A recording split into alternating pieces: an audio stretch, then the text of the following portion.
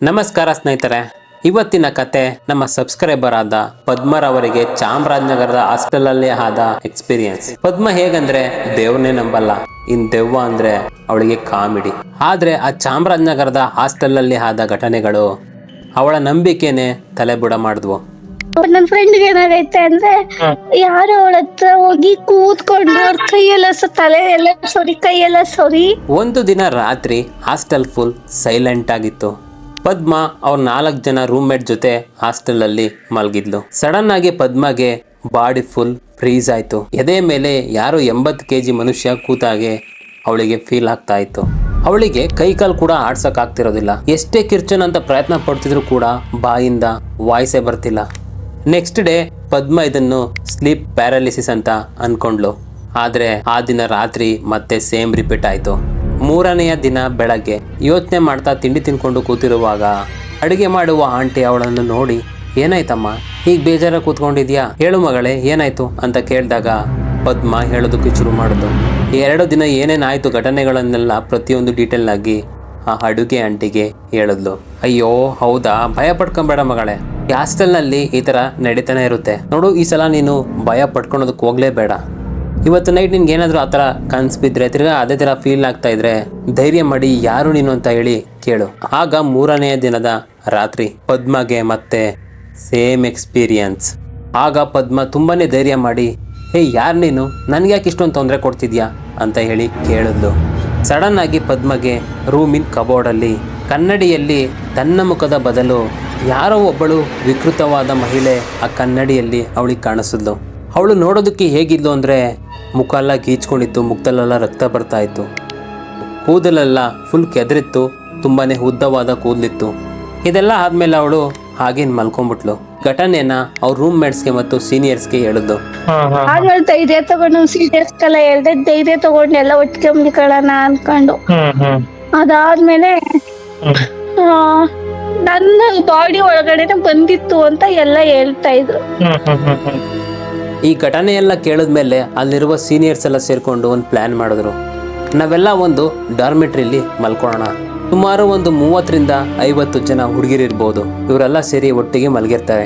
ಅವಾಗ ಪದ್ಮ ಸ್ವಲ್ಪ ಧೈರ್ಯ ಮಾಡ್ಕೊತಾಳೆ, ಅಲ್ಲ ಇಷ್ಟೊಂದು ಜನ ಎಲ್ಲ ಇದ್ದೀವಿ, ಇಷ್ಟೊಂದು ಜನದ ಮಧ್ಯೆ ಆ ದೆವ್ವ ಹೇಗೆ ಬರುತ್ತೆ ಅಂತೇಳಿ ಧೈರ್ಯ ತಗೊತಾಳೆ. ಡಾರ್ಮೆಟ್ರಿಲಿ ಎಲ್ಲರೂ ಮಲಗಿರ್ತಾರೆ. ಆಗ ಪದ್ಮಗೆ ಎಲ್ಲೋ ಒಂದು ಮೂಲೆಯಲ್ಲಿ ಗೆಜ್ಜೆ ಸೌಂಡ್ ಕೇಳಿಸಲು ಶುರುವಾಗುತ್ತೆ. ಆಗ ಅವಳು ಧೈರ್ಯ ಮಾಡಿಕೊಂಡು ಹಾಗೆ ಮೆಲ್ಲಗೆ ಕಣ್ಬಿಟ್ಟು ನೋಡಿದ್ಲು. ಯಾವುದೋ ಒಂದು ಕಪ್ಪು ಆಕೃತಿ, ಅವಳಿಗೂ ಕೂಡ ವಯಸ್ಸು ಚಿಕ್ಕದಿರ್ಬೋದು, ಅವಳ ಉದ್ದನೆಯ ಕೂದಲು ನೆಲದ ಮೇಲೆ ಡ್ರ್ಯಾಗ್ ಆಗ್ತಾ ಇತ್ತು. ಆಗ ಪದ್ಮಗೆ ತುಂಬಾ ಭಯವಾಗ್ತಿತ್ತು. ಯಾರನ್ನು ಕೂಡ ಎಬ್ಸೋಕೆ ಅವಳ ಕೈಲಿ ಆಗ್ತಾನೇ ಇರೋದಿಲ್ಲ. ಹಾಗೆ ಅವಳು ಕತ್ಲಲ್ಲಿ ಮಾಯವಾದ್ಲು. ಹಾಗೆ ಆ ಗೆಜ್ಜೆ ಸೌಂಡ್ ಕೂಡ ಮಾಯವಾಯಿತು. ಅದಾದ ಕೆಲವು ದಿನಗಳ ನಂತರ ಇನ್ನೊಂದು ಇನ್ಸಿಡೆಂಟ್ ಕೂಡ ನಡೆಯಿತು. ಮಿಡ್ ನೈಟ್ ಪದ್ಮ ವಾಶ್ರೂಮ್ಗೆ ಹೋಗಿದ್ಲು. ವಾಶ್ರೂಮು ಡಾರ್ಮೆಟ್ರಿಯಿಂದ ಹೊರಗಡೆನೆ ಇದೆ. ನಾವು ಈ ಕಡೆಯಿಂದ ವಾಶ್ರೂಮ್ ಹೋಗಿದ್ ಬಂದ್ ಇದನ್ನ ಲಾಕ್ ಮಾಡ್ತೀವಿ. ಒಂದ್ ಕಡೆಯಿಂದ ನಾವು ಮಲ್ಕೊತೀವಲ್ಲ, ಈ ಕಡೆ ಲಾಕ್ ಮಾಡ್ತೀವಿ, ಆ ಕಡೆ ಲಾಕ್ ಮಾಡೋದು ಹಂಗೆ ಬಿಡ್ತೀವಿ. ವಾಶ್ರೂಮ್ ಈ ಕಡೆ ಲಾಕ್ ಮಾಡ್ಬಿಟ್ಟು ಎಲ್ಲ ಬಂದ್ ಮಲ್ಕವ್ರೆ. ನಮ್ ಸೀನಿಯರ್ಸ್ ಗಳಿಗೆ ವಾಶ್ರೂಮ್ ಹೋಗಕ್ಕೆ ಅರ್ಜೆಂಟ್ ಆಗ್ಬಿಟ್ಟಿದೆ. ಆ ಡಾರ್ಮೆಟ್ರಿ ಡೋರ್ಗೆ ಡ್ಯೂಯಲ್ ಲಾಕ್ ಇರುತ್ತೆ. ಅಂದ್ರೆ ಒಳಗಡೆಯಿಂದನೂ ಲಾಕ್ ಮಾಡ್ಬೋದು, ಹೊರಗಿಂದನೂ ಲಾಕ್ ಮಾಡ್ಬೋದು. ಪದ್ಮ ವಾಶ್ರೂಮ್ಗೆ ಹೋಗಿದ್ದಾಗ ಸೀನಿಯರ್ಸ್ ಇಬ್ರು ವಾಶ್ರೂಮ್ ಕಡೆ ಬಂದ್ರು. ಡಾರ್ಮೆಟ್ರಿ ಡೋರ್ ಲಾಕ್ ಆಗಿರೋದ್ರಿಂದ ಅಯ್ಯೋ ಯಾರು ಹೋಗಿರಲ್ಲ ಅನ್ಕೊಂಡು ಒಳಗೆ ಹೋದ್ರು. ಅಲ್ಲಿ ನೋಡಿದ್ರೆ ಒಬ್ಳು ಕೂದಲು ಫುಲ್ ಬಿಚ್ಕೊಂಡಿರೋ ಹುಡುಗಿ ವಾಶ್ರೂಮ್ ನೆಲದ ಮೇಲೆ ಬಿದ್ದಿದ್ಲು. ಸೀನಿಯರ್ಸ್ ತುಂಬಾನೇ ಎದುರ್ಕೊಂಡ್ಬಿಟ್ಟು ಅಲ್ಲಿಂದ ಓಡ್ ಬಂದು ಡಾರ್ಮೆಟ್ರಿಯಲ್ಲಿ ಯಾರಾದ್ರೂ ಮಿಸ್ಸಿಂಗ್ ಇದ್ದಾರಾ ಅಂತೇಳಿ ನೋಡಿದ್ರು. ಆಗ ಅಲ್ಲಿ ಪದ್ಮ ಮಲಗಿರುವ ಬೆಡ್ ಖಾಲಿ ಇತ್ತು. ನೆಕ್ಸ್ಟ್ ಡೇ ಬೆಳಗ್ಗೆ ನೋಡಿದ್ರೆ ಪದ್ಮ ತನ್ನ ಬೆಡ್ ಮೇಲೆ ಮಲಗಿದ್ಲು. ಆಗ ಸೀನಿಯರ್ಸ್ಗಳು ಅವಳನ್ನು ಎಬ್ಬಿಸಿ, ರಾತ್ರಿ ನೀನು ವಾಶ್ರೂಮಲ್ಲಿ ಮಲಗಿದ್ದು ನೀನೇ ತಾನೆ ಅಂತೇಳಿ ಕೇಳಿದ್ರು. ಆಗ ಪದ್ಮ ನಾನು ವಾಶ್ರೂಮ್ಗೆ ಹೋಗಿಲ್ಲ ಹಾಗಂತ ಹೇಳಿದ್ಲು. ಅಂದರೆ ಇಲ್ಲೇನಪ್ಪ ಅಂದರೆ ಯಾರೂ ಗೊತ್ತಿಲ್ಲ ಪದ್ಮ ಹೇಗೆ ಬಂದ್ಲು, ಇಲ್ಲಿ ಹೇಗೆ ಮಲ್ಕೊಂಡ್ಲು, ಅಲ್ಲಿ ವಾಶ್ರೂಮಲ್ಲಿ ಹೇಗಿದ್ಲು ಹಾಗಂತ. ಆಗ ಸೀನಿಯರ್ಸ್ ಹೇಳಿದ್ರು, ಮೋಸ್ಟ್ಲಿ ಆ ದೆವ್ವ ನಿನ್ನೆ ಆವರಿಸ್ಕೊಂಡಿರ್ಬೋದು. ಆಗ ಪದ್ಮ ರಾಜಕ್ಕೆ ಅಂತ ತನ್ನ ಊರಿಗೆ ಹೋಗ್ತಾಳೆ. ಅವಳು ಮನೆಗೆ ಬಂದಮೇಲೆ ಮನೇಲಿ ದೇವಸ್ಥಾನ ಇದ್ರೂ ಕೂಡ ಅವಳಿಗೆ ನಂಬಿಕೆನೇ ಬರಲಿಲ್ಲ. ಅವಳಿಗೆ ಅದೆಲ್ಲ ಭ್ರಮೆ ಅನಿಸುತ್ತೆ, ಇಲ್ಲ ಮೇ ಬಿ ಅವ್ರುಗಳು ಭ್ರಮೆ ಅನಿಸುತ್ತೆ ಅಂತೇಳಿ ಅಂದ್ಕೊಂಡ್ಲು. ಏನು ಹಾಸ್ಟೆಲಲ್ಲಿ ಆಯಿತು ಇದನ್ನೆಲ್ಲ ಪ್ರತಿಯೊಂದು ಡೀಟೇಲ್ ಆಗಿ ತನ್ನ ತಂದೆ ತಾಯಿಗೆ ಹೇಳಿದಾಗ ಆಗ ಅವರು ಒಂದು ವ್ಯಕ್ತಿ ಹತ್ರ ಕರ್ಕೊಂಡೋಗ್ಬಿಟ್ಟು ಮಂತ್ರ ಹಾಕ್ಸಿದ್ರು. ಎಲ್ಲ ಆದಮೇಲೂ ಕೂಡ ಸ್ವಲ್ಪ ದಿನ ಎಲ್ಲವೂ ಕೂಡ ಸರಿಯಾಗೇ ಇತ್ತು. ಅಜ್ಜಿ ಮನೆ ಕಡೆ ಹಂಗೆ ಸೌಂಡ್ ಆಯ್ತಿತ್ತು. ಅದಾದ್ಮೇಲೆ ನಮ್ಮ ಕನ್ಸಲ್ಲಿ ಒಂದ್ ಸತಿನೋ 2 ಸತಿನೋ ಬಂತು ಅಷ್ಟೇ. ನಿನ್ನ ಅಂದ್ರೆ ಡೆತ್ ಸಾಯಿಸ್ಕೋಬೇಕು, ನಿನ್ನ ನನ್ನ ಜೊತೆ ಕರ್ಕೊಂಡು ಹೋಗ್ಬೇಕು ಅಂತ 2 ಸತಿ ಬಂತು. ಆದರೆ ಪದ್ಮ ತನ್ನ ಅಜ್ಜಿ ಮನೆಗೆ ಹೋದಾಗ ಮತ್ತೆ ಶುರುವಾಯಿತು. ಒಂದು ದಿನ ರಾತ್ರಿ ಅವಳಿಗೆ ಮತ್ತೆ ಅದೇ ರೀತಿ ಕನ್ಸು ಬಿತ್ತು. ಕನ್ನಡಿಯಲ್ಲಿದ್ದ ದೆವ್ವ ಪದ್ಮ ಮುಂದೆ ಬಂದು ನಿಂತು, ನಿನ್ನ ನಾನು ಕೊಲ್ತೀನಿ, ನಿನ್ನನ್ನು ನನ್ನ ಜೊತೆ ಕರ್ಕೊಂಡು ಹೋಗ್ತೀನಿ, ನೀನು ನನ್ನಿಂದ ತಪ್ಪಿಸ್ಕೊಳ್ಳೋದಕ್ಕೆ ಆಗೋದೇ ಇಲ್ಲ. ಆಗ ಪದ್ಮ ಇದನ್ನೆಲ್ಲ ತಿರ್ಗಾ ಬೆಳಗ್ಗೆ ಎದ್ದು ತನ್ನ ಅಪ್ಪ ಅಮ್ಮನಿಗೆ ಹೇಳಿದಾಗ ಆಗ ಅವರು ಬಂದು ಇವಳನ್ನು ಪುರೋಹಿತರ ಹತ್ರ ಕರ್ಕೊಂಡು ಹೋಗ್ತಾರೆ. ಆಗ ಅವರು ಹೇಳ್ತಾರೆ, ಎದುರು ಬೇಡ ಅಮ್ಮ, ನಿಮ್ ಮನೆ ದೇವ್ರಿರೋ ತನಕ ನಿಂಗೇನು ಆಗಲ್ಲ ಅಂತ. ನಿನ್ನ ಜೊತೆ ಹಾಸ್ಟೆಲಿಂದ ಬಂದಿರುವ ಶಕ್ತಿ ನಿನ್ನನ್ನು ಕಂಟ್ರೋಲ್ ಮಾಡೋದಕ್ಕೆ ಪ್ರಯತ್ನ ಪಡ್ತಾ ಇತ್ತು. ಆದರೆ ಅದು ನಿನಗೆ ಏನು ಮಾಡೋದಕ್ಕೆ ಆಗಲಿಲ್ಲ. ಯಾಕಂದರೆ ನಿಮ್ಮ ಮನೆ ದೇವರು ನಿನ್ನನ್ನು ರಕ್ಷಣೆ ಮಾಡ್ತಾ ಇದ್ದಾರೆ. ಆ ಶಕ್ತಿ ನಿನ್ನನ್ನು ಕೊಲ್ತೀನಿ ಅಂತ ಹೇಳ್ತಿರೋದು ಅದ್ರ ಕೈಲಿ ಆಗದಲೇ ಇರೋದಕ್ಕೆ. ಆದರೆ ಇವಾಗ ಪದ್ಮ ದೇವರನ್ನು ನಂಬ್ತಾರೆ. ನೆನಪಿಡಿ ಸ್ನೇಹಿತರೆ, ನಿಮ್ಮ ರೂಮ್ ಎಷ್ಟೇ ಹೊಸದಾಗಿರಲಿ, ಎಷ್ಟೇ ಜನ ನಿಮ್ಮ ಜೊತೆ ಇರಲಿ, ಕತ್ತಲಲ್ಲಿ ಸದ್ದಿಲ್ಲದೆ ಯಾರೋ ನಿಮ್ಮನ್ನು ಫಾಲೋ ಮಾಡ್ತಾ ಇರಬಹುದು. ಮಲಗೋ ಮುನ್ನ ಒಮ್ಮೆ ನಿಮ್ಮ ಕುಲದೇವರನ್ನು ನೆನೆಯೋದನ್ನು ಮರೆಯಬೇಡಿ.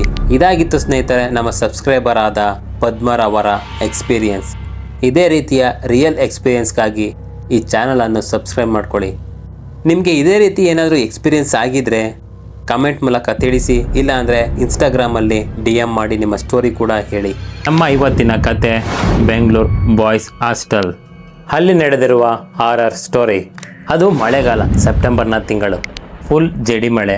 ಹಾಸ್ಟೆಲಲ್ಲಿ ಫುಲ್ಲು ಸೈಲೆಂಟ್. ಹಾಸ್ಟೆಲ್ನ ಹೊರಗಿನಿಂದ ಬರುತ್ತಿದ್ದ ವಿದ್ಯುತ್ ಕಂಬದ ಸೌಂಡ್ ಬಿಟ್ಟರೆ ಬೇರೇನು ಬರ್ತಾ ಇರಲಿಲ್ಲ. Room number B204. ಅಲ್ಲಿ 4 ಜನ ರೂಮ್ಮೇಟ್ಸ್ ಇದ್ದರು. ರಘು, ನವೀನ್ ಮತ್ತು ಜಿತ್. ಸಾಯನ್ ಆ ಹಾಸ್ಟೆಲ್ಗೆ ಹೊಸದಾಗಿ ಬಂದು ಸೇರಿಕೊಂಡಿದ್ದ. ಎಲ್ಲರೂ ಕೂಡ ಇಂಜಿನಿಯರಿಂಗ್ 3rd ಇಯರ್ ಸ್ಟೂಡೆಂಟ್ಸ್. ಇಡೀ ಹಾಸ್ಟೆಲಲ್ಲಿ ಅವರನ್ನು ಗೋಸ್ಟ್ ಗ್ಯಾಂಗ್ ಅಂತಲೇ ಕರೀತಾ ಇದ್ರು. ಯಾವಾಗಲೂ ಮಿಸ್ಟೀರಿಯಸ್ ವಿಚಾರಗಳ ಬಗ್ಗೆನೇ ಚರ್ಚೆ ಮಾಡ್ತಾಯಿದ್ರು. ನೈಟ್ 3 ಗಂಟೆ ತನಕ ಯೂಟ್ಯೂಬ್ನಲ್ಲಿ ಹಾರರ್ ವಿಡಿಯೋಸ್ಗಳನ್ನು ನೋಡ್ತಾಯಿದ್ರು. ಒಂದು ನೈಟ್ ಎಲ್ಲರೂ ಕ್ಯಾಂಟೀನಲ್ಲಿ ಟೀ ಕುಡಿತಾ ಅದೇ ಗೋಸ್ಟ್ ಬಗ್ಗೆ ಮಾತನಾಡ್ತಿದ್ರು. ರಘು ಹೇಳಿದ, ಅಯ್ಯೋ ಗೋಸ್ಟ್ ಅಂದರೆ ಎಲ್ಲಿದ್ಯಪ್ಪ, ಅದೆಲ್ಲ ಜಸ್ಟ್ ಹ್ಯಾಲುಸಿನೇಷನ್ ಅಷ್ಟೇ. ಆದರೆ ಸಾಯನ್ಗೆ ಅದು ಸರಿ ಅನಿಸ್ಲಿಲ್ಲ. ನಿನ್ನ ಕಣ್ಣಿಗೆ ಕಾಣಿಸ್ತಿಲ್ಲ ಅಂದರೆ ಅದು ಇಲ್ಲ ಅಂತ ಅರ್ಥ ಅಲ್ಲ ರಘು. ಆತ್ಮ ಅಂದರೆ ಎನರ್ಜಿ, ಅದು ಸುಮ್ಮನೆ ಹೋಗಲ್ಲ ಕಣೋ. ಅವರ ಡಿಸ್ಕಷನ್ ಕೇಳಿ ಬೇರೆ ಹುಡುಗರಿಗೂ ಇಂಟ್ರೆಸ್ಟ್ ಬಂತು. ಹೀಗಾಗಿ 4 ಒಂದು ಡಿಸಿಷನ್ ತಗೊಂಡ್ರು. ಅಲ್ಲ ಕೊಂಡ್ರು, ಒಂದ್ಸಲ ಎಕ್ಸ್ಪೆರಿಮೆಂಟ್ ಮಾಡಿ ನೋಡೋಣ, ಗೋಸ್ಟ್ ಇದೆಯೋ ಇಲ್ವೋ ಅಂತ. ಸಾಯನ್ ಆಲ್ರೆಡಿ ಎಲ್ಲವನ್ನು ರಿಸರ್ಚ್ ಮಾಡಿದ್ದ. ಹೌ ಟು ಸಮ್ಮನ್ ಸ್ಪಿರಿಟ್ಸ್ ಅನ್ನೋ PDF ಕೂಡ ಓದ್ತಿದ್ದ.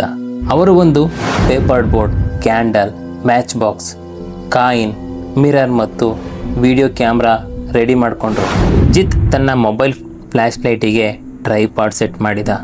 ನೈಟ್ 12 ಗಂಟೆ ಆದಮೇಲೆ ಎಲ್ಲರೂ ಮಲಗಿದ ಮೇಲೆ ರೂಮ್ ಲಾಕ್ ಮಾಡಿ ಮೇಣದ ದೀಪ ಹಚ್ಚಿದ್ರು.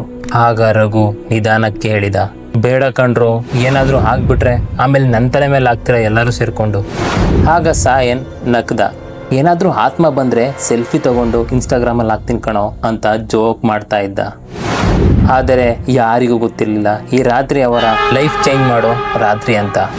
ದೀಪದ ಬೆಳಕಿನಲ್ಲಿ ಅವರು ಪೇಪರ್ ಬೋರ್ಡ್ ಮೇಲೆ yes, no, A to Z 0 to 9 ಅಂತ ಬರೆದ್ರು. ಸೆಂಟರ್ನಲ್ಲಿ ಕಾಯಿನ್ ಇಟ್ರು. ಎಲ್ಲರೂ ಬೆರಳು ಟಚ್ ಮಾಡಿದ್ರು. ಸಾಯನ್ ಧ್ವನಿಯಲ್ಲಿ ಸೀರಿಯಸ್ನೆಸ್, ಯಾರಾದರೂ ಇದ್ರೆ ದಯವಿಟ್ಟು ನಮ್ಮ ಜೊತೆ ಮಾತನಾಡಿ. ಆಗ ಫಸ್ಟ್ ಏನು ಕೂಡ ಆಗಲಿಲ್ಲ. ಆದರೆ 2 ನಿಮಿಷ ಆದಮೇಲೆ ಕಾಯಿನ್ ಸ್ಲೋ ಆಗಿ ಎಸ್ ಹತ್ರ ಮೂವ್ ಆಯಿತು. ಕ್ಯಾಂಡಲ್ ಫ್ಲೇಮ್ ಮಿಂಚಿತು. ಕಿಟಕಿಯ ಗ್ಲಾಸ್ ವೈಬ್ರೇಟ್ ಆಯಿತು. ರಘು ಬಾಯದಿಂದ ಕೈ ಎತ್ತಿಬಿಟ್ಟ. ಓ ಯಾರು ಗುರು ಕಾಯಿನ್ ಪುಷ್ ಮಾಡ್ತಾ ಇರೋದು, ನೀನು ಮಾಡ್ದ ಅಂತ ಎಲ್ಲರನ್ನೂ ಕೇಳ್ತಾ ಇದ್ದ. ಆದರೆ ಯಾರೂ ಒಪ್ಪಲಿಲ್ಲ. ಸಡನ್ನಾಗಿ ಡೋರ್ ಧಡಕ್ ಅಂತ ಕ್ಲೋಸ್ ಆಯಿತು. ಎಲ್ಲರ ಹೃದಯ ನಿಂತಂತಾಯಿತು. ಆಗ ದೀಪ ಸಡನ್ ಆಗಿ ಹಾರಿ ಹೋಯಿತು. ಅವರು ಯಾರು ಅಂತ ಮೊಬೈಲ್ ಲೈಟಲ್ಲಿ ಹುಡುಕೋಷ್ಟರಲ್ಲಿ ರೂಮ್ನೊಳಗಿಂದ ಒಂದು ವುಮೆನ್ ವಾಯ್ಸ್ ಕೇಳಿಸಿತು. ನನ್ನನ್ನು ಯಾಕೆ ಕರೆಸಿದ್ರಿ ಅಂತ ಹೇಳಿದ ತಕ್ಷಣ ಎಲ್ಲರೂ ಸೈಲೆಂಟ್. ಆಗ ಅವರ ಕಣ್ಣುಗಳು ಅವರ ಬೆರಳಿನ ಮೇಲೆ ಬಿದ್ದವು. ದೀಪ ಮತ್ತೆ ಉರಿವಾಗ ಪೇಪರ್ ಬೋರ್ಡ್ ಮೇಲೆ ಹೊಸದಾಗಿ ಬರೆದಿತ್ತು, 309. ಆಗ ಅಜಿತ್ ಗಾಬರಿಯಾಗಿ ಕೇಳಿದ, 309 ಅಂದ್ರೆ ಏನು? ಆಗ ನವೀನ್ ಸ್ಲೋ ಆಗಿ ಹೇಳಿದ, ಅದು ಹಾಸ್ಟೆಲ್ನ old block room number 309, haunted ಅಂತೆ ಅದು. ಓಕೆ, ನೆಕ್ಸ್ಟ್ ಮಾರ್ನಿಂಗ್ ಅವರು ಎನ್ಕ್ವೈರಿ ಮಾಡಿದ್ರು. ವಾಚ್ಮ್ಯಾನ್ ಪಾಟೀಲ್ ಬಾಬು ಹೇಳಿದ್ರು, 309 ಅಲ್ಲಿ ಹೋಗ್ಬೇಡ್ರಿ ಕಣ್ರು, 5 ವರ್ಷದ ಹಿಂದೆ ಒಬ್ಬ ಹುಡುಗ ಅಲ್ಲಿ ಸತ್ತಿ ಹೋಗಿದ್ದ, ಆತ್ಮ ಹಿಡಿದು ಸೂಸೈಡ್ ಮಾಡ್ಕೊಂಡಿದ್ದ. ಆ ದಿನದಿಂದ ಅಲ್ಲಿ ಯಾರೂ ಇರೋದಿಲ್ಲ. ಆಗ ಹುಡುಗರಿಗೆ ಇಂಟ್ರೆಸ್ಟ್ ಇನ್ನೂ ಸ್ವಲ್ಪ ಜಾಸ್ತಿ ಆಯಿತು. ಸಾಯನ್ ಕಣ್ಣಿನಲ್ಲಿ ಒಂದು ರೀತಿ ಮಿಸ್ಟೀರಿಯಸ್ ಕ್ಯೂರಿಯಾಸಿಟಿ ಇತ್ತು. 5 ವರ್ಷ ಯಾರು ಹೋಗಿಲ್ಲ ಅಂದರೆ ನಾವು ಹೋಗೊಂಡ್ಕೊಂಡ್ರು ಅಂತ ಎಲ್ಲರಿಗೂ ಹೇಳಿದ. ಆಗ ರಘು ಸ್ಟಾಪ್ ಮಾಡೋದಕ್ಕೆ ಟ್ರೈ ಮಾಡ್ತಾ ಇದ್ದ, ಯೂಸ್ ಆಗಲಿಲ್ಲ. ಅವರು ನೈಟ್ 11:45ಕ್ಕೆ ಟಾರ್ಚ್ ತಗೊಂಡು ಓಲ್ಡ್ ಬ್ಲಾಕ್ ಕಡೆ ಹೊರಡ್ರು. ಆಗ ಡೋರ್ ಲಾಕ್ ಆಗಿರಲಿಲ್ಲ. ಒಂದು ಪುಷ್ ಕೊಟ್ರಷ್ಟೇ ಓಪನ್ ಆಗೋಯ್ತು. ಒಳಗೆ ಫುಲ್ ಸೈಲೆಂಟ್, ಜೇಡದ ಬಲೆ, ಧೂಳು, ನೆಲದ ಮೇಲೆ old books, broken mirrors. Jith mobile ಲೈಟ್ನಲ್ಲಿ ಬುಕ್ ಓಪನ್ ಮಾಡಿದ. ಅದರ ಫಸ್ಟ್ ಪೇಜ್ ಮೇಲೆ ಬರೆದಿತ್ತು, I try to call her, no she lives in me. Sayan book ಹಿಡ್ಕೊಂಡು ಮಿರರ್ ಮುಂದೆ ನಿಂತ. ಅಲ್ಲಿ 4 ರಿಫ್ಲೆಕ್ಟ್ ಆಗ್ತಿದ್ದ ಫೇಸ್ಗಳ ನಡುವೆ 5ನೇ ಫೇಸ್ ಕೂಡ ಕಾಣಿಸಿತು. ವೈಟ್ ಹೇರ್, ಬ್ಲ್ಯಾಕ್ ಐಸ್ ಮತ್ತು ಲಿಪ್ಸ್ ಮೇಲೆ ಒಂದು ಸ್ವಲ್ಪ ಸ್ಮೈಲ್. ಭಯದಲ್ಲಿ ಹಿಂದೆ ತಿರುಗಿ ನೋಡಿದ್ರೆ ಅಲ್ಲಿ ಯಾರೂ ಇರಲಿಲ್ಲ. ಆಗ ಸಡನ್ ಆಗಿ ಹಾಸ್ಟೆಲಲ್ಲಿ ಲೈಟ್ ಬ್ಲಿಂಕ್ ಆಗ್ತಾ ಇತ್ತು. 3-4 ರೂಮ್ಗಳಲ್ಲಿ ಬೆಡ್ ಮೇಲಿರೋ ಬೆಡ್ಶೀಟ್ಗಳ ಮೇಲೆ ಐ ಆಮ್ ವಾಚಿಂಗ್ ಅಂತ ಬರೆದಿತ್ತು. ರಘು ನೈಟ್ ನಿದ್ದೆ ಮಾಡ್ತಾ ಇರುವಾಗ ಯಾರೋ ಹೇರ್ನಲ್ಲಿ ಕೈ ಹಾಕಿದ ಹಾಗೆ ಫೀಲ್ ಆಯಿತು. ನವೀನ್ ಬಾತ್ರೂಮ್ ಹೋದಾಗ ಟ್ಯಾಪ್ನಿಂದ ಬರ್ತಿದ್ದ ವಾಟರ್ ಬದಲು ಬ್ಲಡ್ ಬರೋ ಥರ ಕಾಣಿಸಿತು. ಆದರೆ ಮಾರ್ನಿಂಗ್ ಎಲ್ಲವೂ ಕೂಡ ನಾರ್ಮಲ್ ಆಗಿ ಇರ್ತಾಯಿತ್ತು. ಆದರೆ ಈ ಹುಡುಗರು ಯಾವುದು ಕೂಡ ನಂಬಲಿಲ್ಲ. ಆದರೆ ಒಂದು ವಿಷಯ ಮಾತ್ರ confirm, Sayan day by day change ಆಗ್ತಾ ಇದ್ದ. ಅವನು ತುಂಬಾ ಸೈಲೆಂಟ್. ನೈಟ್ ಟೈಮಲ್ಲಿ ಅವಳು ಬರ್ತಾಳೆ ಅಂತ ಮಂಬಲ್ ಮಾಡ್ತಾ ಇದ್ದ. ಅವನ ಕಣ್ಣುಗಳು ತುಂಬಾ ರೆಡ್ ಆಗೋಗಿದ್ದು, ನಿದ್ದೆನೇ ಇರಲಿಲ್ಲ. ರಘು ಬೇಗ ಬಾ, ಸಾಯನ್ ಒಂಥರ ವಿಚಿತ್ರವಾಗಿ ಆಡ್ತಾ ಇದ್ದಾನೆ. ಅವರು ಓಡಿ ಹೋದಾಗ ಸಾಯನ್ ಮಿರರ್ ಮುಂದೆ ನಿಂತು ತನ್ನನ್ನೇ ತಾನು ಕುತ್ತಿಗೆಯಿಂದ ಹಿಡಿದಿದ್ದ. ಅವನ ಕಣ್ಣಿನಲ್ಲಿ ಗ್ರೀನ್ ಲೈಟ್, ಅವನ ಬಾಯಿಯಿಂದ ಬೇರೆ ವಾಯ್ಸ್, ನಾನು ಮರಳಿ ಬರ್ತೀನಿ, ನೀವೇ ಕರೆಸಿಕೊಂಡ್ರಾ? ಆಗ ಸಡನ್ ಆಗಿ ಡೋರ್ ತಾನೇ ಕ್ಲೋಸ್ ಆಗೋಯ್ತು. ಆಗ ದೀಪಗಳು ಒಂದೊಂದಾಗಿ ಬ್ಲಾಸ್ಟ್ ಕೂಡ ಆದವು. ಹಾಸ್ಟೆಲಲ್ಲಿ ಎಲ್ಲರೂ ಕಿರ್ಚಾಡ್ತಿದ್ರು. ಹಾಗೆ ಎಲ್ಲರೂ ಕೂಡ ಹೊರಗೆ ಓಡೋದ್ರು. ಸರಿ, ಇದೆಲ್ಲ ಆದಮೇಲೆ ಮಾರ್ನಿಂಗ್ ಸಾಯನ್ ಮಿಸ್ಸಿಂಗ್. ಅವನ ಬೆಡ್ ಮೇಲೆ ಬರೆದಿತ್ತು, she is inside the mirror. ಆಗ ಪೊಲೀಸರು ಓಲ್ಡ್ ಬ್ಲಾಕ್ ಕೂಡ ಚೆಕ್ ಮಾಡಿದ್ರು. ಮಿರರ್ ಹಿಂದೆ ಒಂದು ಓಲ್ಡ್ ಫೋಟೋ ಕೂಡ ಸಿಕ್ತು. ಅದರಲ್ಲಿದ್ದವನೇ ಸಾಯನ್. ಮತ್ತು ಫೋಟೋ ನೋಡಿ ವಾಚ್ಮ್ಯಾನ್ ಹೇಳಿದ, ಸರ್ ಇವನು 2019ರಲ್ಲಿ ಸತ್ತು ಹೋಗಿದ್ದ ಸರ್ ಅಂತ. ಅದೇ ಆ ಹುಡುಗ 5 ವರ್ಷದ ಹಿಂದೆ ಸತ್ತು ಹೋದವನೇ ಸಾಯನ್. ಎಲ್ಲರೂ ಶಾಕ್ ಆಗೋದ್ರು. ಆಗ ಅರ್ಥ ಆಯಿತು, ಅವರು ಕರೆಸಿಕೊಂಡಿದ್ದ ಆತ್ಮ ಅದು ಸಾಯನ್ನದೇ ಆದ ಆತ್ಮ. ಆ ಎನರ್ಜಿ ಇವಾಗಲೂ ಕೂಡ ಅವರೊಳಗೆ ಬದುಕ್ತಾ ಇದೆ. ಇವತ್ತಿಗೂ ಕೂಡ ಆ ಹಾಸ್ಟೆಲ್ನ ಬ್ಲಾಕ್ ಕ್ಲೋಸ್ ಆಗಿದೆ. ನೈಟ್ ಟೈಮ್ನಲ್ಲಿ ಯಾರಾದರೂ ಆ ಸೈಡ್ ಹೋದರೆ ಒಳಗಿನಿಂದ ಯಾರೋ 309 ಅಂತ ಸೌಂಡ್ ಮಾಡ್ತಾರೆ.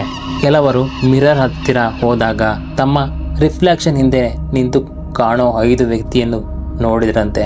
ಹಾಸ್ಟೆಲಲ್ಲಿರೋ ನ್ಯೂ ಬ್ಯಾಚ್ ಕೇಳ್ತಾರೆ, ಸರ್ 309 ಹಾಂಟೆಡ್ ಅಂತೆ. ವಾಚ್ಮ್ಯಾನ್ ನಿಧಾನವಾಗಿ ಹೇಳ್ತಾನೆ, ಅಲ್ಲಿ ಆತ್ಮ ಇರೋದು ಅಲ್ಲ, ಅಲ್ಲಿ ಮಾಡಿದ ಎಕ್ಸ್ಪೆರಿಮೆಂಟ್ ರಿಸರ್ಚ್ ಇನ್ನೂ ನಿಂತಿಲ್ಲ. ಮಳೆ ಸುರಿಯುತ್ತಾ ಕಿಟಕಿಯ ಹತ್ತಿರ ಮಿಸ್ಟೀರಿಯಸ್ ಆಗಿ ಕತ್ತಲೆ ಆವರಿಸುತ್ತೆ. ಅದರ ಒಳಗಿನಿಂದ ಒಂದು ಕೇಳಿಸುತ್ತೆ ವಾಯ್ಸ್, ನನ್ನನ್ನೇ ಕರೆಸಿದ್ರಾ? ಈ ವಿಡಿಯೋವನ್ನು ಕೊನೆವರೆಗೂ ನೋಡಿದ್ದಕ್ಕೆ ತುಂಬಾ ಧನ್ಯವಾದಗಳು.